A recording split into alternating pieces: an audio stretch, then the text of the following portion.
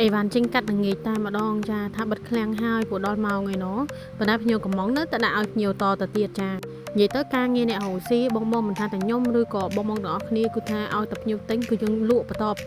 បើថ្ងៃមុនវិញលក់រហូតដល់យប់ហ្មងក៏មានដែរបងហើយបើថាភ្លៀងធ្លាក់ខ្លាំងវិញណាក៏នៅតែព្យាយាមរកដំណោះស្រាយចេញអីវ៉ាន់ជូនទោះជាពិបាកប៉ុណ្ណាបងអើយនិយាយរួមទៅក្មេងក្រេតអេយើងឲ្យជាមួយនឹងកបួយដែលខ្ញុំថាទិញ2ថែម1តែម្ដងជូនបងហ្នឹងគឺយើងចង់អស់ស្តុកមែនតើណាបងគឺភ្ញៀវមកយកចង់អស់ឲ្យបងឃើញស្រាប់ទេណាគឺថាកបួយនឹងមានខៀវមានមានជាប្រភេទពណ៌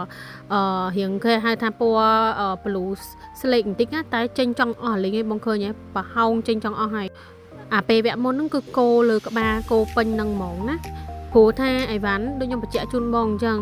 អីវ៉ាន់ល្អអីវ៉ាន់ស្អាតបានភ្ញៀវគាត់យកទៅលក់បានប៉ុន្តែអាស្រ័យទៅលើទីតាំងនិងបងដឹងពីភ្ញៀវបងទិញទៅលើមុខតំណែងអីមុខងាយអីអីវ៉ាន់អីដែរអញ្ចឹងណាបងបានដាក់ទៅត្រូវចំគោលដៅតែម្ដងដូចជាក់ស្ដែងមួយខ្ញុំគាត់អាចយកជាមួយនឹងប្រភេទកបួយនឹងបានអញ្ចឹងគាត់ក៏យកជាមួយនឹងប្រភេទកបួយនឹងលក់ direct ទៅអញ្ចឹងណាបងចាយក2ថែម1យក2ថែម1ក៏យក2នឹងឲ្យថែម1 3គ្រាប់លក់ហើយគាត់មកលើយក2ទៀតឲ្យថែម1ទៀតអញ្ចឹងណាមួយ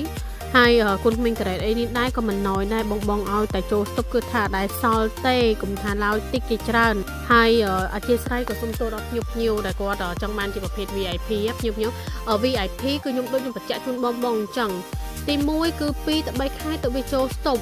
នៅពេលដែលចូលស្តុបខ្ញុំតែងតែ alert ឬក៏ឆាតប្រាប់បងភ្លាមដែលខ្ញុំតែងតែសុំការអធិស្ឋានពីភ្ញៀវនៅពេលដែលឆាតទៅអញ្ចឹងខ្លាចរំខានគាត់អញ្ចឹងណាមួយតែពិតយើងមិនមែនចង់ឆាតទេគឺដោយសារតែពេលខ្លះគាត់អត់បានដឹងយើងខុសអីទេចាហើយពេលខ្លះបានចូលតតែយើងប្រាប់ភ្ញៀវបានគាត់ដឹងថាអូមីអូនោះវាចូលអញ្ចេះចូលអញ្ចឹងទៅព្រោះខ្ញុំខ្លាចនៅពេលដែលគាត់ត្រូវការមានអវ៉ាន់លក់ដល់ពេលគាត់ឆាតមកអស់អវ៉ាន់ហើយអាករណីនឹងដែរគឺកាត់តែញយជូនភ្ញៀវពេលដែលគាត់ត្រូវការអស់លីងប្រោយអវ៉ាន់ហើយដល់ទៅគាត់ពិបាកចិត្តអញ្ចឹងណាបងព្រោះគាត់ត្រូវការលក់ជាប្រចាំអញ្ចឹងបងស្រឡាញ់ត្រូវការអាចឆាតមកផ្ទាល់មកណាអរគុណច្រើន